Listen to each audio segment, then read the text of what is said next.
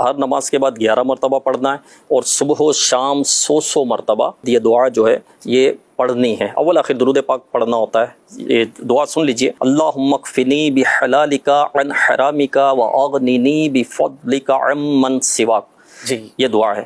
اور اسی دعا کے متعلق مولا کائنات مولا علی فرماتے ہیں کہ جو یہ دعا پڑھے تو اگر اس کا پہاڑ کے برابر بھی قرض ہوگا نا تو وہ بھی ادا ہو جائے۔ کیا بات ہے، ماشاءاللہ۔ اور پھر جو انہوں نے تنگ دستی کا بھی کہا، تو تنگ دستی کا بہترین علاج جو ہے اور بہترین وظیفہ، بہترین ورد جو بھی کہہ لیں، یہ سورہ واقعہ ہے۔